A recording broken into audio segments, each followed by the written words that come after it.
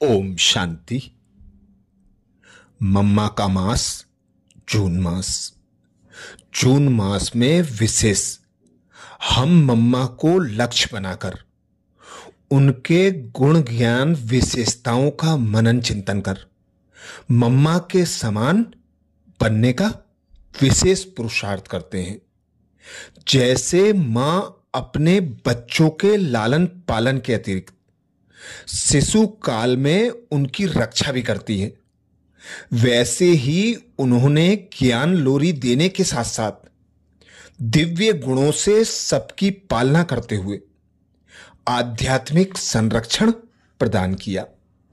ऐसी जगदम्बा सरस्वती मम्मा के बारे में दादियां अनेक विशेषताएं बताती हैं, जिन विशेषताओं को हमें अपने जीवन में धारण करना है। दादियों ने मीठी मां की पहली विशेषता बताते हुए कही, मम्मा का लौकिक नाम राधे था, परंतु जैसा नाम था वैसे राधे मुरली की मस्तानी भी थी। बाबा का एक एक शब्द बड़े प्यार से सुनती, समाती और उसे बहुत अच्छी तरह से स्पष्ट कर सबको सुनाती। इसलिए तो सरस्वती के हाथ में ज्ञान की सितार बताई है। दूसरी विशेषता बताते हुए दादी कहती हैं, मम्मा को बाबा ने कहा तुम लक्ष्मी बनेंगी। बस एक बारी कहने से मम्मा की सूरत तथा सीरत दोनों बदल गईं। गुणवान बनना है, गुण देखना है, गुण दान करना है। यह तीन बातों में मम्मा पक्की थी। इसलिए उनकी उम्र भले कम थी, लेकिन धारणा में बड़ी होने के कारण उनको सब बड़े छोटे दिल से मम्मा कहने लगे। गुणमूर्त मम्मा सबसे नंबर 1 चली गई। तीसरी विशेषता बताते हुए दादियां कहती हैं, क्लास में हाजिर रहना। यह भी बाबा का फरमान बरदार बच्चा बनना है, लेकिन न केवल रेगुलर बल्कि पंक्चुअल होना है। जरा भी ऊपर नीचे ना हो, यह हमें मम्मा ने सिखाया। मुरली और सवेरे का योग कभी मिस ना हो। जिसको बाबा ने कहा गफलत ना करो, जिसे ओना होता है वो कभी गफलत नहीं करता है। बाबा कहते तुम ऊपर की स्थिति में रहो, नीचे की बातें क्यों करते हो। मम्मा के मुख से कभी ऐसी बातें नहीं सुनी। मम्मा बिल्कुल चुप रहती थी, जितना जरूरी है उतना ही बोला, फिर चुप। ऐसे ही चौथी विशेषता बताते हुए दादियां कहती हैं, मम्मा ने मर्यादाओं में एक्यूरेट रहना सिखाया। मम्मा ऐसी देही अभिमानी स्थिति में रहती थी जो मम्मा से बाबा के गुण और कर्म दिखाई देते थे। तो बाबा जो हमको सिखा रहा है वही हमारे से दिखाई दे और पुराने संस्कार सब खत्म हो जाएं।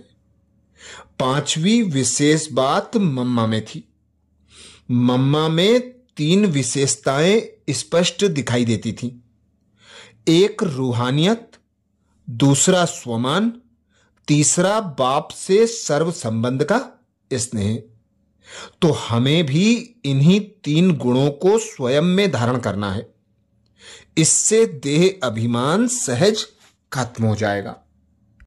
छठी विशेषता बताते हुए दादियां कहती हैं, मम्मा के सिर पर ज्ञान अमृत का कलश शिव बाबा ने रखा। मम्मा उसे धारण कर सुनाने के निमित्त बनी। लेकिन मम्मा हमेशा कहती थी, पिता प्रसादी, बाप से मिला हुआ सुना रही हूं। स्वयं की धारणा में जो है वह सुना रही हूं। तभी वाणी में वह मधुरता, सच्चाई झलकती थी। जितनी हमारे में सत्यता पवित्रता होगी उतनी मिठास आएगी। जरा भी अपवित्रता है, मन में किसी के लिए ग्लानि है, तो वाणी कड़वी हो जाएगी। सातवीं विशेषता मम्मा में थी। मम्मा सदा अपने स्वमान में रहती थी। उन्हें बीज रूप स्थिति बनाने का, सब संकल्प समेट लेने का, विस्तार में जाने का नेचुरल आर्ट आता था। समेटना, समा लेना। कभी कोई बात में विस्तार में आया हुआ नहीं देखा, जिस कारण मम्मा की मुरली बहुत प्रभावशाली होती थी। वह मम्मा की दिव्यता, सत्यता की आकर्षण चेहरे पर भी दिखाई देती थी। आठवीं विशेषता बताते हुए दादी कहती हैं, सदा शीतल स्वभाव और मीठे बोल उच्चारण करने वाली मां। सदा यही लक्ष्य रहा।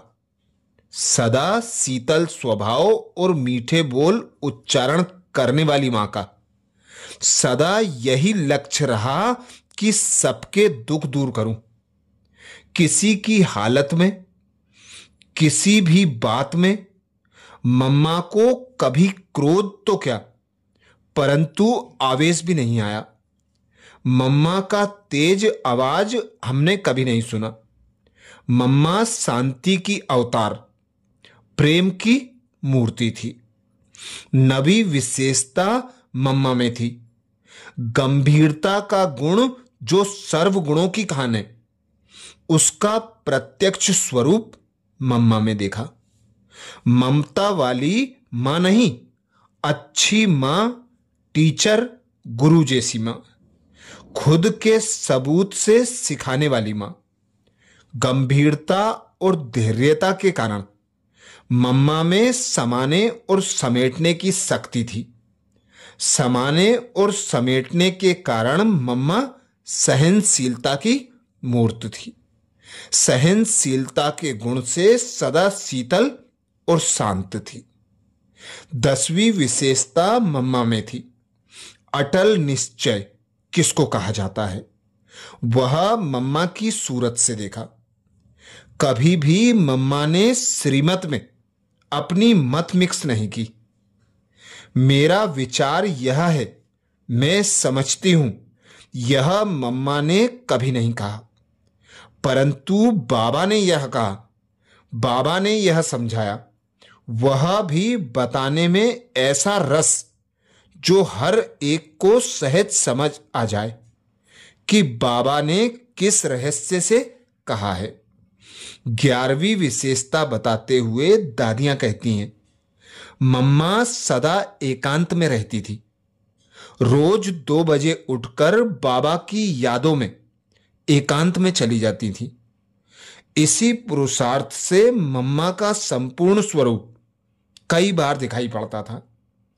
12वीं विशेषता बताते हुए दादियां कहती हैं, मम्मा के 2 स्लोगन बहुत याद रहते हैं। मम्मा सदा कहती थी, हर घड़ी हमारी अंतिम घड़ी है। दूसरा, हुक्मी हुक्म चला रहा है। यह 2 मंत्र मम्मा हमेशा याद रखती और सबको याद दिलाती।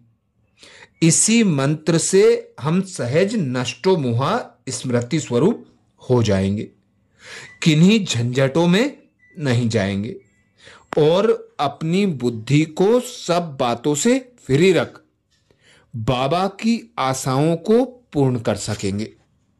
ऐसे ही दादी गुलजार जी कहती हैं कि मीठी मम्मा, जिन्हें हम मातेश्वरी कहते थे, हम सबकी हृदयेश्वरी थी। मातेश्वरी जी का नव विश्व की संरचना में कुशल प्रबंधन अद्भुत और अद्वितीय था। मम्मा ने इतनी कन्याओं को जहां मात्र स्वरूप में पालना दी, वहीं पर उनकी परिवर्तन शैली में भी निपुणता थी। मम्मा देखती थी कि भूल हो गई है, यह कन्या सम्मुख आने में हिचक रही है और यह हिचक शर्मिंदगी के कारण है, तो मम्मा का प्यार वात्सल्यमय संबोधन में जाग उठता था। ऐसे में यज्ञ वत्सों को बुलाकर उनकी भूल बताती तो उन्हें भी वो कमजोरी तिनके के समान लगती। सामने वाला भूल स्वीकार कर स्वयं के लिए उसे सुधार लेता था। दिल दर्पण स्वच्छ हो जाता था। इतना ही नहीं, मम्मा ज्ञान की विवेचना करती थी तो लगता था कि मम्मा नहीं, साक्षात सरस्वती देवी ही बोल रही हो। एक बार सिकंदराबाद में समाज के लोग विरोध दर्शा रहे थे। पिता श्री ब्रह्मा ने मम्मा से कहा कि वहां जाइए। मम्मा ने श्रीमत सिर आंखों पर रखी और चल दी। मैं स्वयं भी मम्मा के साथ सिकंदराबाद गई थी। मम्मा विरोधियों से मिली। मम्मा की मधुर और सार गर्भित वाणी सुनकर वे पानी पानी हो गए। उन्हें लगा कि मां सरस्वती स्वयं मुखर हो उठी है।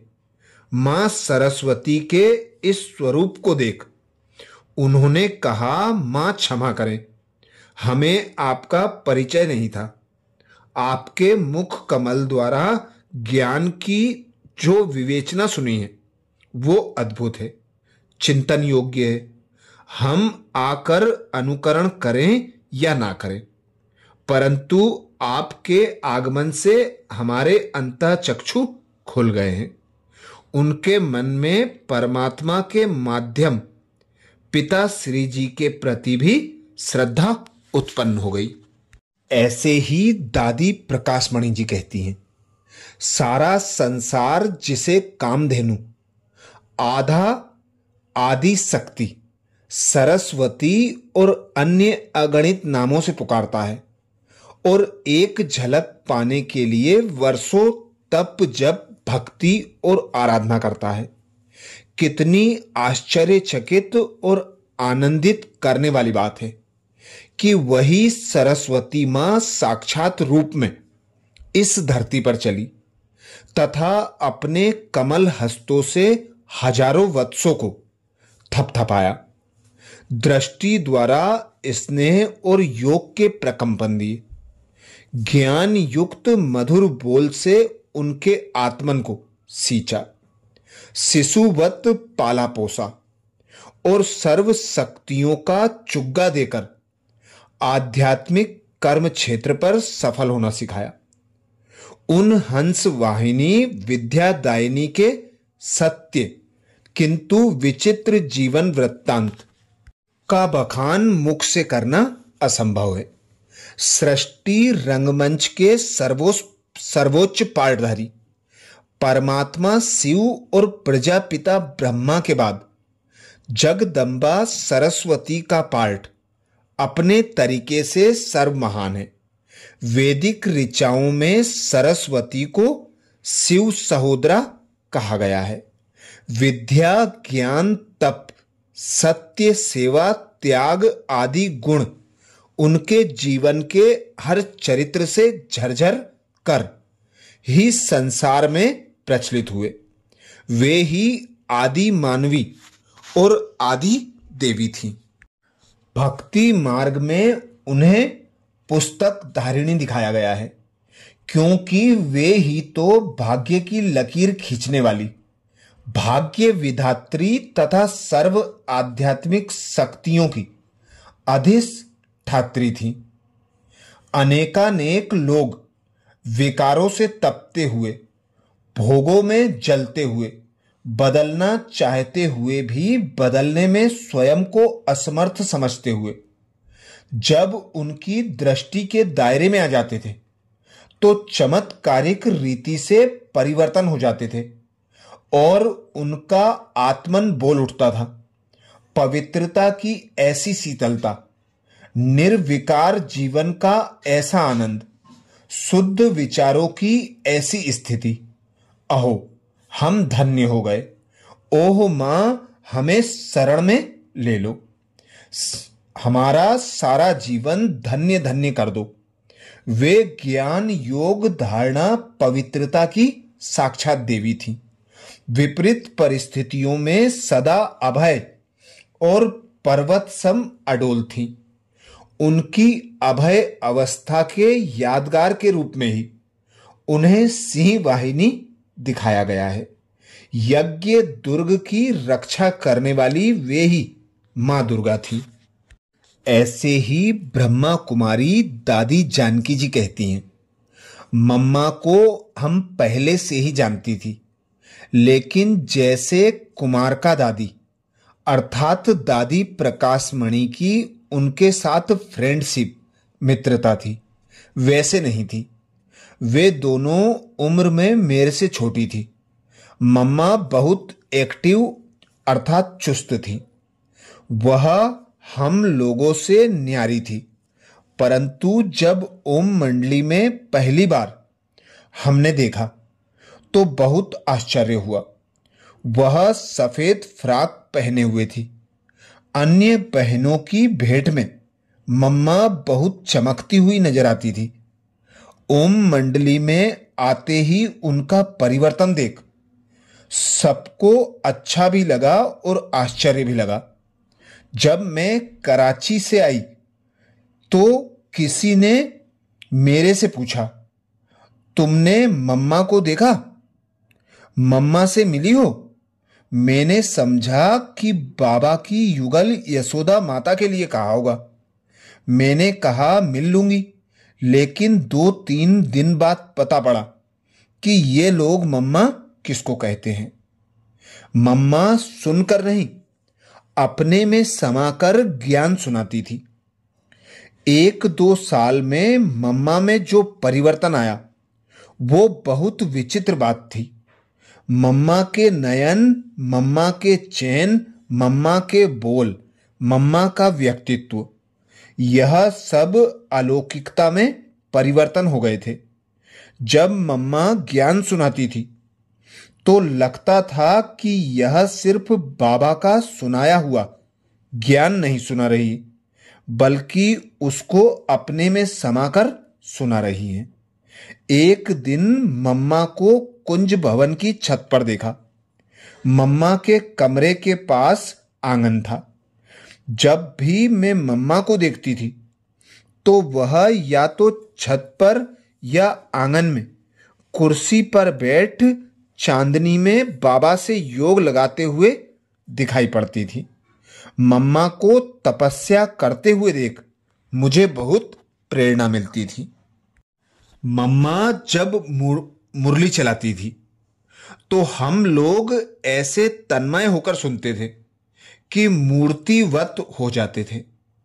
मुरली 1.5 घंटा चलती थी तो हम भी एकाग्रता से बैठ सुनते थे। मम्मा की मुरली इतनी प्यारी होती थी कि बात मत पूछो। मम्मा बोलकर नहीं, खुद करके सिखाती थी। मम्मा कहती थी जो गलती एक बार कर दो वो दूसरी बारी नहीं होनी चाहिए। मैंने यह गांठ बांध ली कि मैं मेरा रिकॉर्ड ऐसा रखूं जो दोबारा मम्मा से शिक्षा ना लेनी पड़े। मम्मा कभी भी कोई कार्य बोलकर नहीं सिखाती थी, खुद करके सिखाती थी। एक बार हम सुबह 4 बजे नहीं उठे थे, क्योंकि लौकिक जीवन में तो हम जल्दी उठते नहीं थे। ओम मंडली में आने के बाद ही सुबह जल्दी उठना सीख लिया था। मम्मा 4 बजे आकर देखती थी, कोई नहीं उठा तो वे धीरे धीरे सीढ़ी चलकर उतरकर किचन में चली जाती थी। किसी न किसी को पता पड़ जाता था। तब वे कहते थे मम्मा देख कर गईं। तो हम सब उठकर तैयार हो जाते थे और मम्मा के सामने जाकर खड़े हो जाते थे। तब मम्मा मुस्कुरा कर कहती थी, देखा, आपके मंदिरों में भक्त उठकर घंटी बजा रहे हैं, आप देवता लोग सोए पड़े हैं। तब से लेकर आज तक मैं अमृत बेला में नहीं सोई। मम्मा भोजन को परमात्म प्रसाद समझकर स्वीकार करती थी। भोजन क्या है, कैसा है, मम्मा यह कभी नहीं देखती थी। जो मिला उसी को प्यार से स्वीकार कर लेती थी। कभी भी यह नहीं कहा कि आज नमक कम है या ज्यादा है, आज सब्जी अच्छी है या अच्छी नहीं है।